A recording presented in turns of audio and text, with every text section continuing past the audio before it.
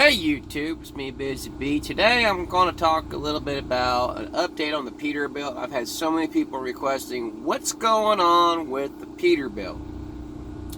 I got people constantly asking about the engine, a bunch of other stuff, and also I want to talk about I got a chicken sandwich for Popeyes today and nobody broke out a fight. I wonder why. Because there were some mature adults in there getting their food. That's why. So, yeah. Anyway, let's talk a little bit. I'm going to do a short little video on this. What's going on with the Peterbilt? So, for the past few weeks, I have been doing routine maintenance on the truck. Nothing really big and kind of like, ooh, in your face. But I got asked, well, how's the 3406 ECAT running for you? It's doing just fine. I've done its third oil change. As a matter of fact, a couple days ago, had a little bit of granules still in there from breaking in, of course.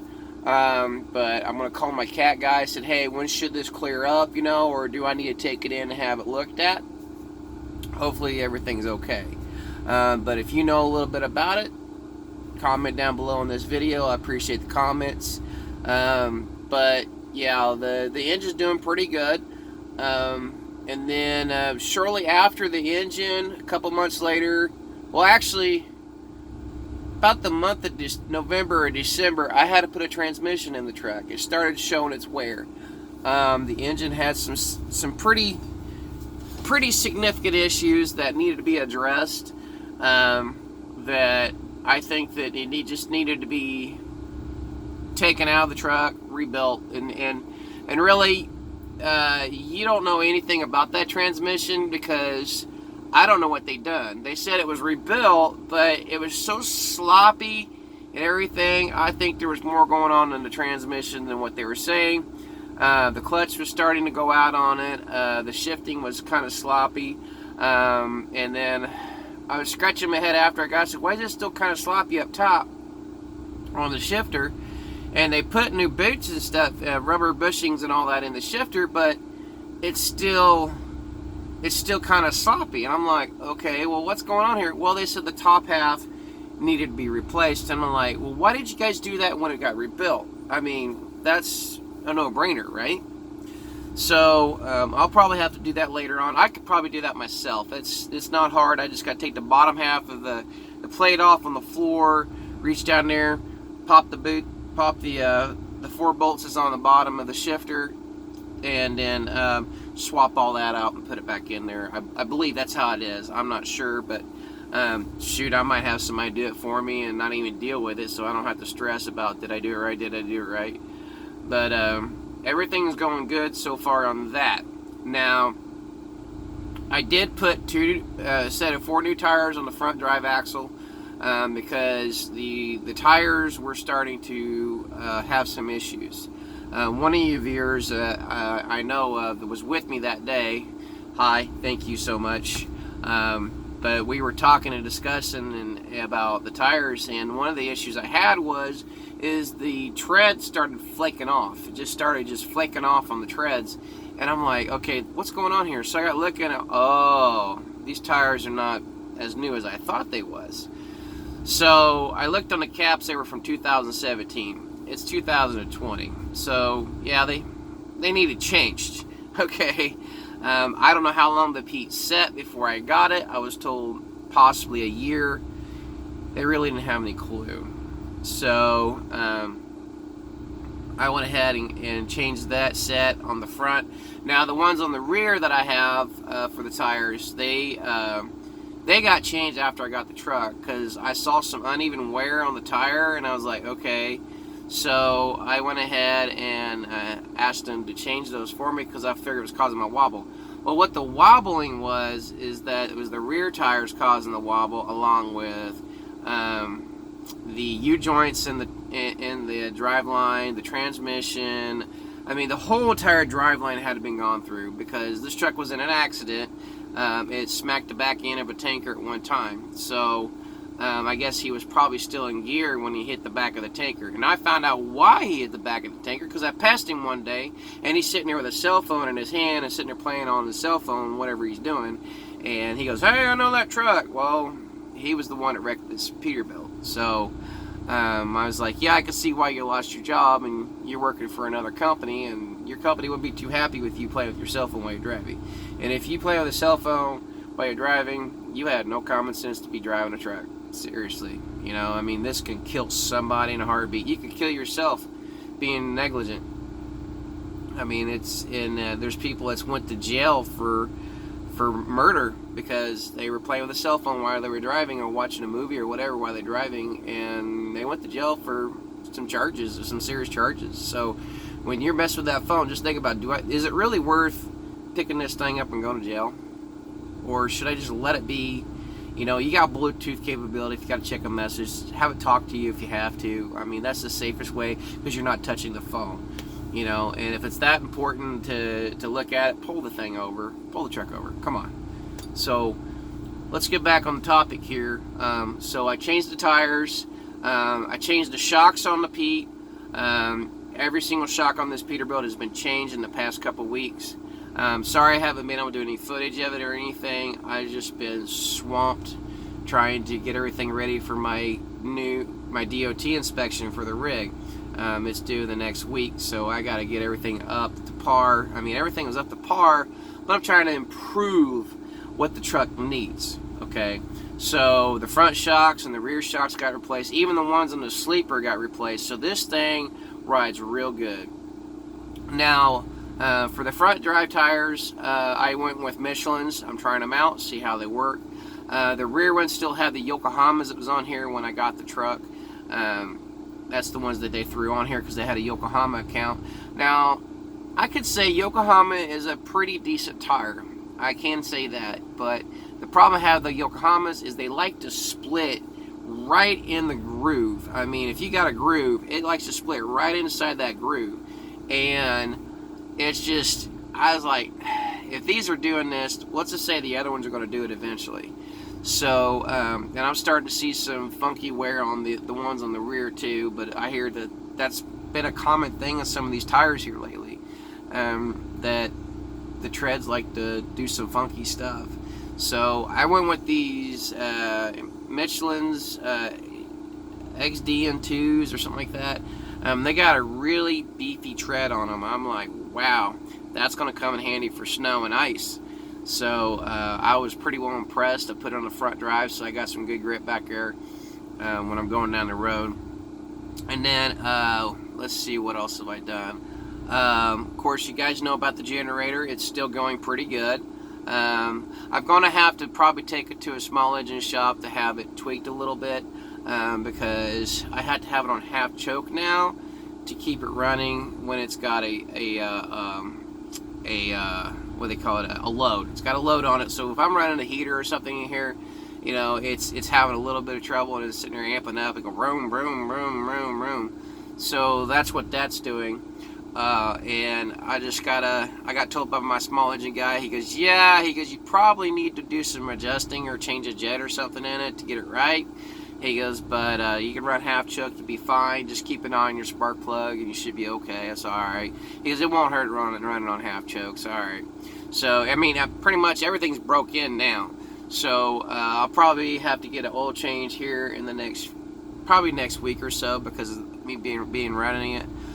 This past few days, I couldn't really run the generator because it was like down to the teens, and I don't like running my truck when it's that cold. I mean, I should rephrase it. I like running my truck when it's that cold because I don't want my stuff to gel up. And I got heated tanks on the truck. Speaking of the heated tanks, I had a hose back there in the back of the truck for when I pulled tanker, and basically ran out the truck from the heater core and all that for the tanks, and then you hooked it up to the tanker to keep the tanker warm in the wintertime. Well, I kept having problems with that excess hose and everything was back there at one time, and they put a plastic T back there to run one hose into three. So basically you got the T, you know, like this, I mean, basically, the T was like this, okay? So you got a single hose coming from the block of the engine, then you got one hose going to the tanks to keep them warm, then you got one hose going to the tanker when you pull the tanker. Well, I took that off because it was a headache from all get out. I don't know how many times I've had to repair that myself, and I said, you know what, today's the day, it's going to come off. So we went ahead and took the T off, redid all that and everything, and then let's see, what else did we do? Got that all squared away. I'm trying to think of something else I did. Got the tanks done, got the shocks done. Changed the oil this past week.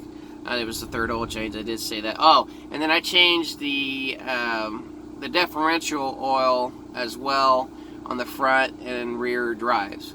Now, there might be a few people who says, well, why did you do that, Busy Bee? It's because I've talked to a few guys that deal with rear ends and transmissions, and they said after so many miles, you should change that oil in that rear end. And I hadn't done it for quite some time on the one on the rear. But when they popped the plug, they looked at it nice and clean, no sludge or anything. The front one had a little bit of granules. Of course, that's normal.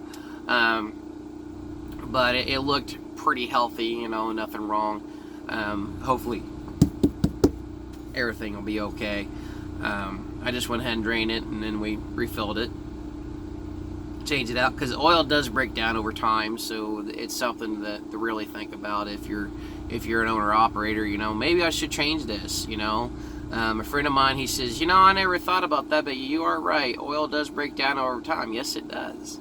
So it keeps your bearings and everything well lubricated, and it does a really great job. Now, I'll probably change it in the next oil change, because he didn't put synthetic in there, and I really like to have the synthetic in there, and it wasn't the oil that I really wanted, so I might change it to what I want. I think Lucas has got a really good setup for the stuff, and that's what they put in the last time, and it seemed to do really well. But it's a conscience thing, I'm OCD about stuff. So, but yeah, and then I did that, and then of course the engine's doing just fine.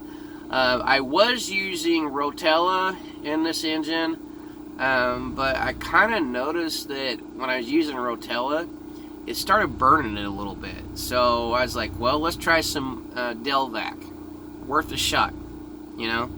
I've known they use Rotella for quite a while with this truck before I even got it, and then I'm like, okay, well, I'll keep using Rotella. Well, with the new motor, it started just kind of burning the oil a little too much, and I was like, I hope nothing's wrong with the motor, but we're going to see how it goes with Delvac. Sometimes try a different oil. If it doesn't help, then okay, then when you got something else going on, you know what I'm saying? So I haven't really ran the truck much since I got the oil change, but we'll see here in the next couple weeks or so. But we are planning on, in probably 2 to 3 weeks, I'm hoping by the third week, I'm going to work it out where I can get on Rainey's Chrome Shop and get me some new steps for the driver and passenger side. Those who don't know, I have, on the driver's side, the battery box is getting wore out from old age. You can see, if you step back and really look at it, you can see kind of like from people stepping on it for $1.55 million. I mean, you're going to have a lot of people stepping on it. It's never been changed. And then also, I hit a hunk of metal on the driver's side that I want one day a few weeks back. And it's kind of wonky when you're trying to get on the step, and I tell people, be careful when you get on the step, man.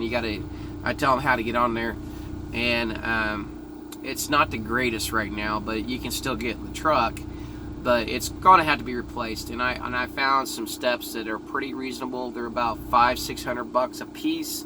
The battery box is the same price as the one on the passenger side, so I'm like, all right, well, let's do that. But if you guys want to know, I'm deciding between. I'm going with stainless steel. I'm not going to go with aluminum, because the aluminum ones are really pricey, and aluminum over time likes to break down and show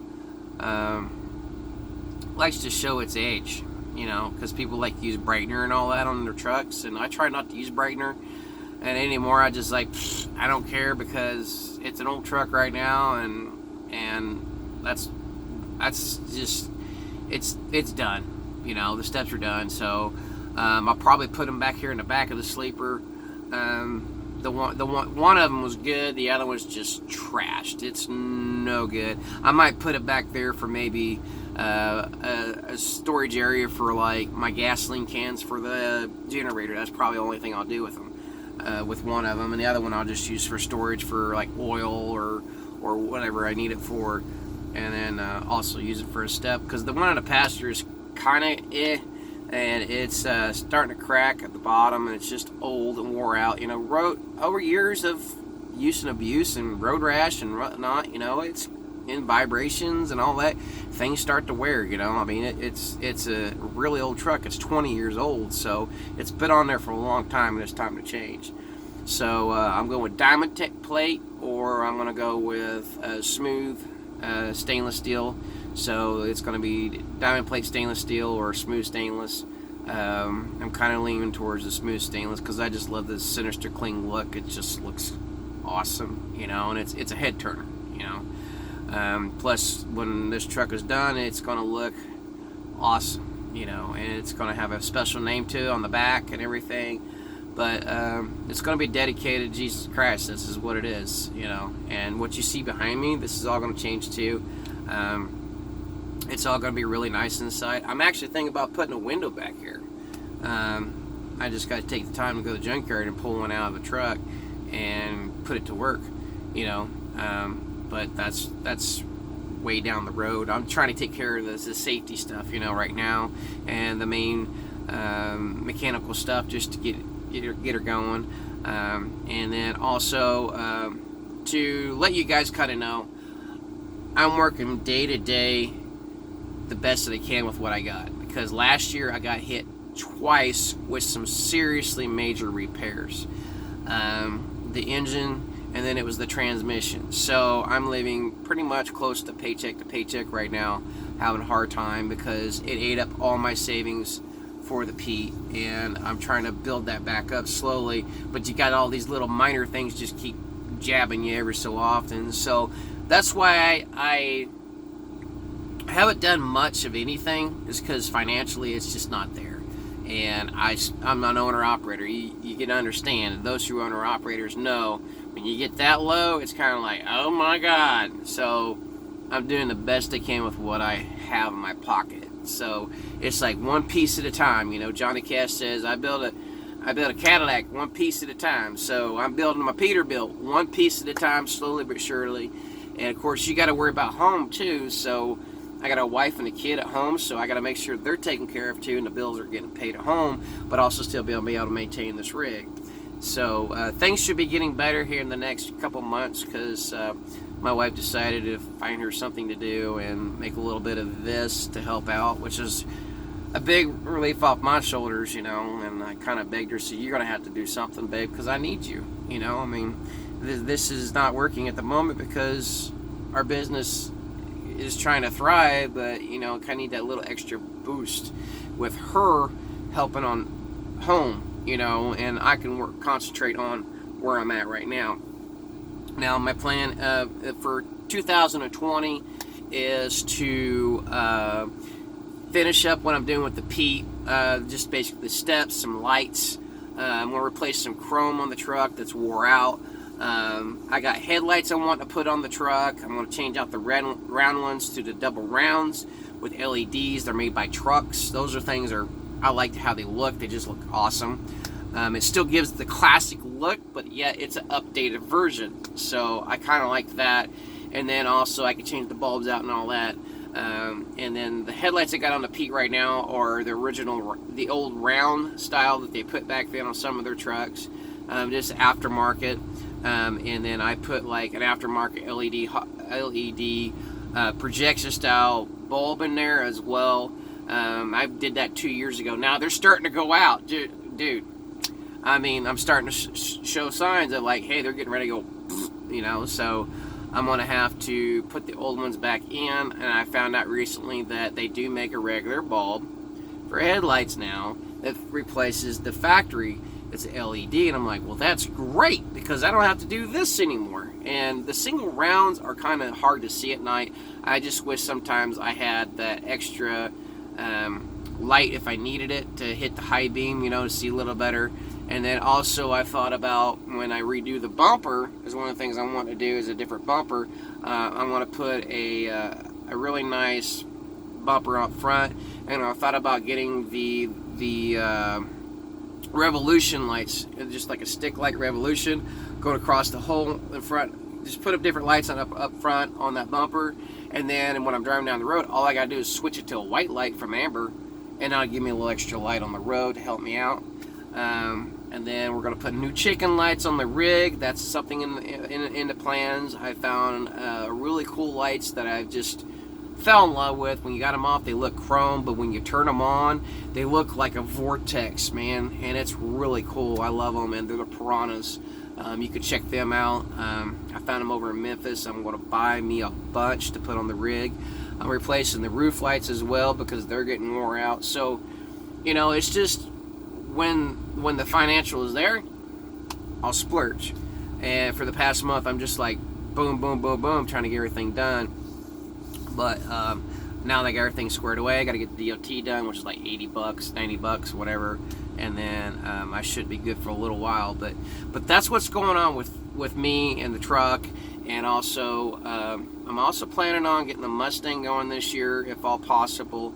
Hopefully it will get done, because I got to get tires and wheels. That's why I haven't done anything with it. That's going to be the biggest pricey thing, like $1,300 for everything. I'm like, but it's going to look a little better, and I'm going with 17-inch rim, and you can look them up. They are called Boyd Coddington rims, Speedsters. You can look them up on Google. You'll find them.